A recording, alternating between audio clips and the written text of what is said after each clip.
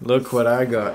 What's happening, guys? Welcome back. Today it's an exciting day for me because I have the brand new Panasonic S1 camera. So this week I've got the S1 and I've got the 50mm 1.4 and the 24-105, but next week I'm going to get the S1R and play around with that, do some landscape photography and maybe some astro photography if the weather's good, see how it handles low light and just the power of that 47 megapixel sensor. Tomorrow I'm flying down to Wellington to shoot a wedding and I'm going to take this bad boy with me. So the reason I picked the S1 was because it's 24 megapixels, it's really good for video, and I feel like it's going to be more popular for wedding shooters and portrait shooters and just kind of a general use camera. Kind of like the A7III versus the A7R3. I need to mention also that Panasonic have not paid me. I'm not gaining any monetary or free gear or anything from doing this review. I told the guys that I'm going to be super honest about it, so if there's problems, I'm going to say there's problems, and this is just my honest review. So I'm going to be brutally honest with this camera, just like I was with the Nikon Z6 and the EOS R. So let's get into it. Now, this past 12 months has been pretty awesome with new cameras coming out and new technologies. So we've got the new Nikon Z6 and Z7, we've got the EOS R. They weren't unexpected. We were all expecting them to come out with it. It was just a matter of time. Now, when Panasonic announced they were going to make a full frame camera, I was blown away. I did not expect that to happen. And you know, they were just so deep into their micro four thirds, and I figured that was the way they were going to stay. Maybe some people will think differently, but I was surprised. So I was also excited because I thought instantly it would be competition for Sony. They've been in the mirrorless game for so long now and really nailing it, especially with video and all that sort of stuff. I just assumed that a lot of the stuff in this camera would be good straight off the bat and it wouldn't have all sorts of stupid problems like some of the other ones have had. Not majors, but you know what I'm talking about. Let's not get into it. Anyway, today is all about my first impressions and just how I felt about it. I've got it all set up. I've got it set up pretty much like my Sony cameras. There's a few things that I can't change that we'll talk about now quickly. But straight off the bat, it's pretty impressive. It's a really, really good start for Panasonic. First off, let's just talk about the elephant in the room. The elephant, get it? Big and fat. So it is a big camera, and I know that's going to be probably the biggest thing in the comments when people are talking about it. It's a large camera. I'm going to say with the S1 and this 50mm 1.4, it's probably about the same as like a D850 and an 85 1.4 or something like that. So it's definitely not a small camera, but you're not losing anything. So if you were switching from an 850 or a 5D4, you're not going up in weight. You're probably just going to be about the same. So if you're switching to mirrorless just for weight, which most people aren't really, weight is just a bonus, you're not going to gain anything with this camera. It is a big camera, but it feels nice to hold. So the grip is really, really nice. Everything is ergonomically quite good. For my hands anyway, it's really good. My pinky doesn't slip off the bottom. And this part here actually, where your thumb sits, is really nice. It just tucks in there and it just feels really good to hold. You can one hand shoot it quite easily.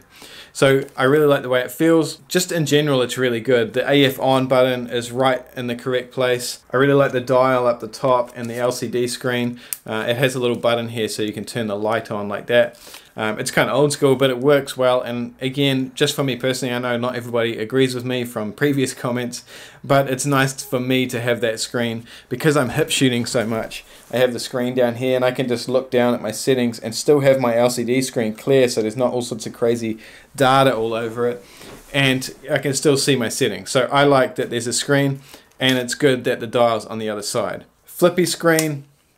It doesn't have a flip around screen, but the screen is really nice. The quality, it's really sharp. Sony, I want a better LCD screen. The viewfinder is mind-blowing. It's easily the best viewfinder that I've ever used on any mirrorless camera. It's massive, it's sharp, it's fluid. It's the closest thing to an optical viewfinder that I've ever looked through, and I really, really like it. The viewfinder is epic. I like the other dials here on top, so kind of like the A9. It has the mode switch for all your burst rates up here, which is nice and handy, really nice and tactile feel to it. It's got the focus mode button up here so you can go between single and continuous, and it's got a joystick. Really like the feel of the joystick. Other than that, you've got some buttons up the top here like ISO, white balance, and exposure compensation, which I don't use the exposure compensation because, like with my Sony, I've programmed it so it just works straight off the bat without having to press anything. So I have exposure compensation without having to hold down a button, which is great for when I'm shooting aperture priority. If you're in manual, you don't need it obviously, but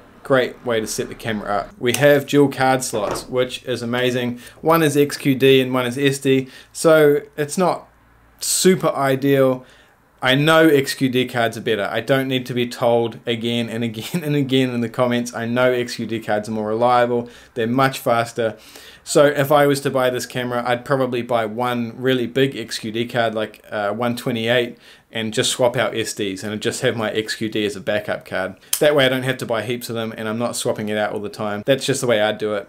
You guys can do whatever you want. But dual SD cards is a great start. Thank you, Panasonic. Another nice little touch for your video, guys, is that it has a full-size HDMI plug, not a micro one, and it has USB-C, which is really fast for charging and file transfer. Overall, I think they've actually taken quite a lot from the Sony cameras, like the way it's laid out with the joystick, the dial, you know, everything on the back is quite similar to the Sony cameras. So a good thing there, in my opinion, obviously. Now, first impressions when it comes to focus. I need to remember also that this is a pre-production model. It is, the firmware's 0.7, so it's not a full production line camera yet, but the AFS is really fast, very, very accurate. It's like instant. The tracking is still really good. I'm seeing a little bit of sort of jittering. If you have a look at this footage here, I plugged my Atmos recorder into it, and all I'm doing is holding down the AF on button in continuous single point focus, and you can see the sides, the out of focus areas, just kind of jittering back and forth a little bit. Now, I checked the images and all of the ones I shot when it was doing that are all in focus, so I'm guessing it's just something to do with the early firmware or something like that. Just like the Nikon Z6, by the way,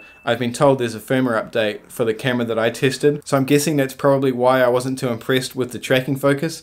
So I am going to get my hands on that unit again next week or maybe the week after and just do an update video for you guys on the tracking focus to make sure I'm being fair on the camera. The stabilization is really, really good. It's mind-blowing. I was holding the camera up here just sort of taking photos around my office, and the stabilization was so good I thought it was on a preview showing like a still image. I do like this lock button here, so I don't like touchscreen a whole lot. I don't know if you guys have been following along my channel, probably know I have it disabled on my Sonys. The Sony's touchscreen is kind of a little bit pointless.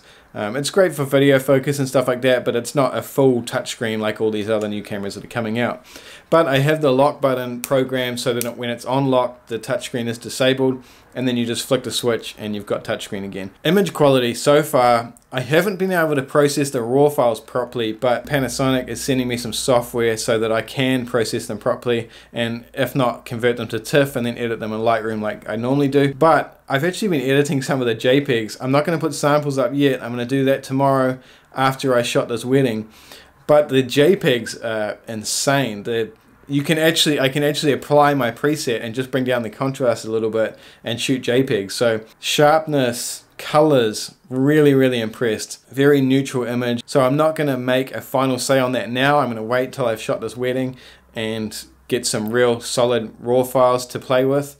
But image quality is looking really good, and this 50 is mind-blowing. And I do also really like having the aperture control like I have on my G Master lenses. I really like that because I do use it all the time. I don't use the dial to change aperture anymore. Now, battery life with this camera, it does have a huge battery, so I have one charging here. It's quite big. It's a very long battery, and you know, it looks like it would last quite a while. But the guys at Panasonic told me it doesn't have a huge battery life. It should be a little bit less than the Sony cameras. Good on them for being upfront about it. But we'll try it out and I'll see how many shots I get out of it. Put it through its paces, do a couple of charge cycles just so it's been bedded in a little bit, and we'll see how it goes at the wedding, so I'll give you guys a proper opinion on that. I'm also going to be doing some video tests and all that sort of stuff, and I'm going to hook up the Atmos Ninja and show you how the eye tracking works and just how the focus and everything kind of operational works with the camera. Record the back of the screen, so the next video is going to be really in depth. But thanks for watching, guys. I'll see you in the next video in a couple of days.